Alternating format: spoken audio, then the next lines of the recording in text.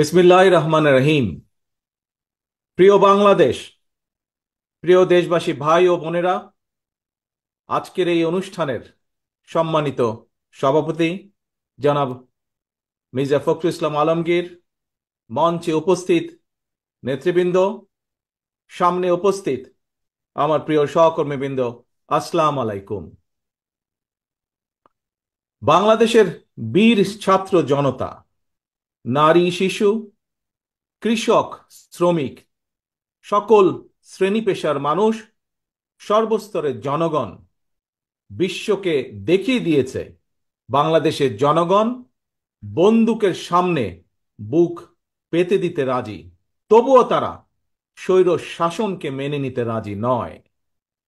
বাংলাদেশের সবচেয়ে জনপ্রিয় গণতান্ত্রিক রাজনৈতিক দল বিএনপির পক্ষ থেকে বাংলাদেশের গণতন্ত্রকামী বীর জনগণকে জানাই আন্তর্জাতিক গণতন্ত্র দিবসের সংগ্রামী শুভেচ্ছা।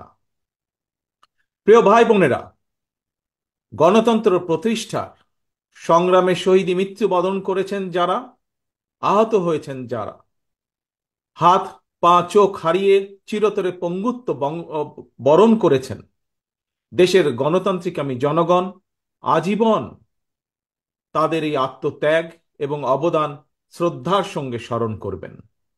হতাহতদের প্রতিটি পরিবারের প্রতি অবশ্যই রাষ্ট্র তার যথাযথ দায়িত্ব পালন করবে বলে আমরা বিশ্বাস করি।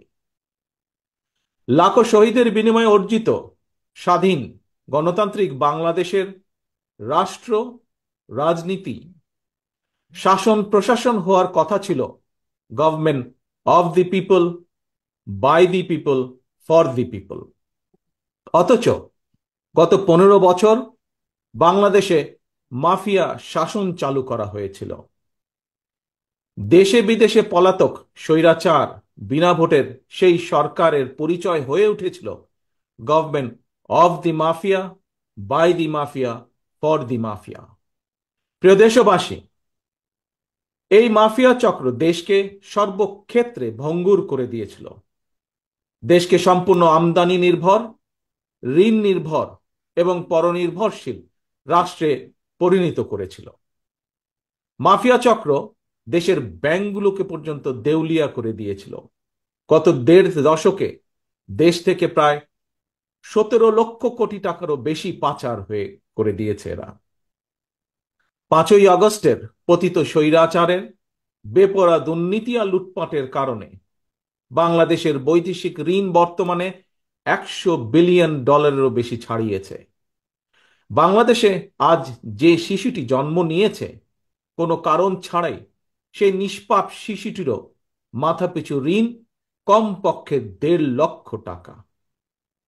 প্রিয় ভাই বোনেরা, মাফিয়া চক্র দেশকে শুধু অর্থনৈতিকভাবেই ভঙ্গুর করে দেয়নি, দেশের আর্থ সামাজিক সাংস্কৃতিক এবং রাজনৈতিক রীতিনীতিকেও ধ্বংস করে দিয়েছে। প্রতিটি সাংবিধানিক এবং বিধিবদ্ধ প্রতিষ্ঠান অকার্যকর করে ফেলা হয়েছিল। খোদ বিচার বিভাগকেই ফ্যাসিবাদের সূতিকাগারে পরিণত করা হয়েছিল। একটি রাষ্ট্র কতটা সভ্য এবং গণতান্ত্রিক সেটি দেশের আইন শৃঙ্খলা বাহিনীর আচরণে স্পষ্ট হয়ে ওঠে।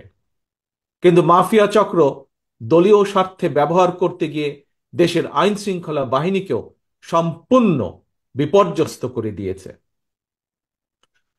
গণতন্ত্রকামী প্রিয় ভাই ও বোনেরা, অন্যায়, অনিয়ম আর অরাজকতার বিরুদ্ধে গণবিস্ফোরণে মাফিয়া চক্রের প্রধান দেশ ছেড়ে পালানোর পর দেশে মাফিয়া শাসন শোষণের অবসান ঘটেছে। পতিত স্বৈরাচারের পলায়নের মধ্যে দিয়ে একটি গণতান্ত্রিক মানবিক বাংলাদেশ গড়ার পথে প্রধান বাধা হয়তো দূর হয়েছে, তবে বাধা দূর হলেও মাফিয়া চক্রের রেখে যাওয়া 15 বছরের জঞ্জাল কিন্তু এখনো দূর হয়নি। এই জঞ্জালকে দূর করে জনগণের, বাংলাদেশের জনগণের ভোটে জনগণের কাছে জবাবদিহিমূলক একটি গণতান্ত্রিক সরকার প্রতিষ্ঠার লক্ষ্যে অন্তর্বর্তীকালীন বর্তমান সরকার কাজ করছে। তবে মাফিয়া চক্রের প্রধান দেশ ছেড়ে পালালেও মাফিয়া চক্রের বেনিফিশিয়ারি অপশক্তি প্রশাসনের ভেতরে থেকে কিংবা রাজনীতির ছদ্মবরণে অন্তর্বর্তীকালীন সরকারকে চ্যালেঞ্জ ছুড়ে দেওয়ার অপচেষ্টা কিন্তু অব্যাহত রেখেছে। প্রিয় দেশবাসী, ভাই ও বোনেরা, বর্তমান অন্তর্বর্তীকালীন সরকার হাজারো শহীদের রক্তের বিনিময় লক্ষ কোটি জনতার গণ অভ্যুত্থানের ফসল।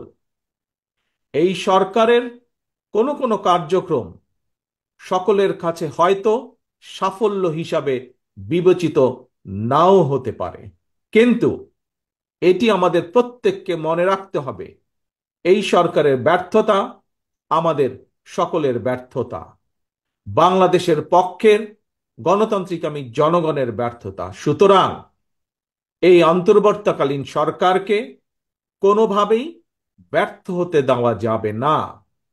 দেশে বিদেশে থেকে নানা রকমের উস্কানিতেও জনগণ অন্তর্বর্তীকালীন সরকারকে ব্যর্থ হতে দেবে না। তবে অন্তর্বর্তীকালীন সরকার যাতে নিজেরাই নিজেদের ব্যর্থতার কারণ না হয়ে দাঁড়ায়, সে ব্যাপারে তাদেরকেও সতর্ক থাকতে হবে। বাংলাদেশ কিংবা যে কোনো দেশেই গণ অভ্যুত্থানের মাধ্যমে গঠিত সরকার অবশ্যই জনগণের সরকার। তাই জনগণ অন্তর্বর্তীকালীন সরকারের প্রতি সহযোগিতা অব্যাহত রেখেছে, রাখবে। তবে কোনো এক পর্যায়ে অন্তর্বর্তীকালীন সরকারের জবাবদিহিতাও কিন্তু নির্বাচিত সংসদের মাধ্যমেই নিশ্চিত করা হয়। সুতরাং জনগণের রাজনৈতিক ক্ষমতায়নের মাধ্যমে একটি নির্বাচিত সংসদ এবং সরকার প্রতিষ্ঠায় অন্তর্বর্তীকালীন সরকারের সকল সংস্কার কার্যক্রমের প্রথম এবং প্রধান টার্গেট হওয়া জরুরি। এজন্যই আমরা মনে করি অগ্রাধিকার ভিত্তিতে জনগণের ভোটে নির্বাচিত প্রতিনিধিদের দ্বারা জবাবদিহিমূলক সরকার এবং সংসদ প্রতিষ্ঠার লক্ষ্যকে সামনে রেখেই সংস্কার কার্যক্রম এগিয়ে নেওয়া দরকার। কারণ জনগণের রাজনৈতিক ক্ষমতায়ন ছাড়া সংস্কার কার্যক্রমে প্রক্রিয়ায় জনগণের সরাসরি সম্পৃক্ততা ছাড়া উন্নয়ন, গণতন্ত্র কিংবা সংস্কার কোনোটিকেই টেকসই এবং কার্যকর হয় না। একটি অবাধ, সুষ্ঠু এবং নিরপেক্ষ নির্বাচনের মাধ্যমে প্রতিটি ভোটারের ভোট প্রদানের অধিকার নিশ্চিত করে ভোটারদের কাঙ্ক্ষিত প্রতিনিধি নির্বাচন করার অধিকার প্রতিষ্ঠার মাধ্যমেই জনগণের রাজনৈতিক ক্ষমতায়ন নিশ্চিত করা সম্ভব। এবং সেই লক্ষ্যে বিশেষ করে নির্বাচন কমিশন, জনপ্রশাসনের সংস্কার এবং আইন শৃঙ্খলা বাহিনীকে সক্ষম এবং উপযুক্ত করে তুলতে হবে। অগ্রাধিকার ভিত্তিতে পদক্ষেপ নিতে হবে। অন্তর্বর্তীকালীন সরকার ইতিমধ্যেই বেশ কিছু ক্ষেত্রে সংস্কার কার্যক্রম হাতে নিয়েছে। তবে আমরা মনে করি অন্তর্বর্তীকালীন সরকার এজেন্ডা সেটিং এর ক্ষেত্রে অগ্রাধিকার ভিত্তি নির্ধারণ করতে না পারলে গণ অভ্যুত্থানের সাফল্য ব্যাহত করতে ষড়যন্ত্রকারী নানা চক্র সুযোগ গ্রহণ করতে পারে এবং এরই ভিতর এর কিছু কিছু আলামত আমরা দেখতে পাচ্ছি। প্রিয় দেশবাসী, এবারের গণ অভ্যুত্থানের চরিত্র অতীতের যে কোনো গণ অভ্যুত্থানের চেয়ে ব্যতিক্রম। কেন ব্যতিক্রম? কারণ পলাতক স্বৈরাচারের অবৈধ শাসনকালে সকল গণতান্ত্রিক অধিকার, মানবাধিকার হারিয়ে জনগণ পরাধীনতার শৃঙ্খলে আবদ্ধ হয়ে পড়েছিল। এমনকি হুমকির সম্মুখীন ছিল দেশের স্বাধীনতা ও সার্বভৌমত্ব। তাই এবারের গণ অভ্যুত্থানের মধ্যে দিয়ে কেবল মানুষের অধিকারই প্রতিষ্ঠিত হয়নি, দেশের স্বাধীনতা সার্বভৌমত্ব রক্ষা পেয়েছে। দেশ এবং জনগণ এখন স্বাধীন। গুম, খুন, অপহরণ আর বিভীষিকাময় আয়নাঘরের আতঙ্ক মুক্ত। স্বাধীনতা সার্বভৌমত্ব রক্ষার পর এবার দেশ এবং জনগণের স্বাধীনতা সুরক্ষায় প্রথম কাজ হতে হবে রাষ্ট্র এবং সমাজে মানুষের গণতান্ত্রিক অধিকার এবং লুণ্ঠিত ভোটের অধিকারকে পুনঃপ্রতিষ্ঠিত করা। তাই প্রিয় ভাই ও বোনেরা, দেশে বর্তমানে প্রায় 12.5 কোটি ভোটার। এর মধ্যে 2009 সাল থেকে এ পর্যন্ত ভোটার তালিকায় প্রায় 2.5 কোটিরও বেশি নতুন ভোটার সংযুক্ত হয়েছেন। ভোটার হবার পর তরুণ প্রজন্মের এই 2.5 কোটিরও বেশি ভোটার একটিও জাতীয় নির্বাচনে ভোট দেবার সুযোগ পায়নি। ভোট দিয়ে তারা তাদের কাঙ্ক্ষিত জনপ্রতিনিধি নির্বাচন করতে পারেনি, অথবা তাদের নিজেরাও কেউ ভোটে নির্বাচিত হয়ে জনগণের প্রতিনিধিত্ব করার সুযোগ পায়নি। বিএনপি বিশ্বাস করে, বিএনপি মনে করে দেশের জনশক্তির অর্ধেক নারী এবং তারুণ্যের এই বৃহৎ অংশকে রাজনৈতিক অংশীদারিত্বের বাইরে রেখে একটি বৈষম্যহীন মানবিক রাষ্ট্র গঠন সম্ভব নয়। সংবিধান কিংবা প্রবিধানে যাই থাকুক, জনগণের রাজনৈতিক এবং অর্থনৈতিক ক্ষমতায়ন নিশ্চিত করা না গেলে, সংস্কার প্রক্রিয়ায় জনগণকে সম্পৃক্ত করা না গেলে শেষ পর্যন্ত কোনো সংস্কার কার্যক্রমেরই কার্যকরী ফল পাওয়া যাবে না।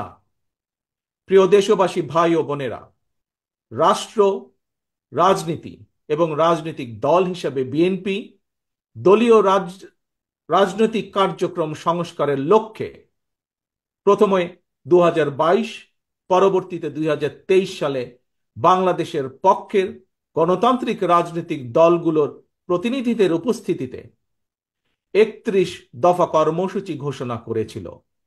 তবে ঘোষিত 31 দফাই শেষ কথা নয়। বিএনপি মনে করে রাষ্ট্র কিংবা রাজনীতি সকল ক্ষেত্রেই সংস্কার কার্যক্রম একটি ধারাবাহিক এবং চলমান প্রক্রিয়া।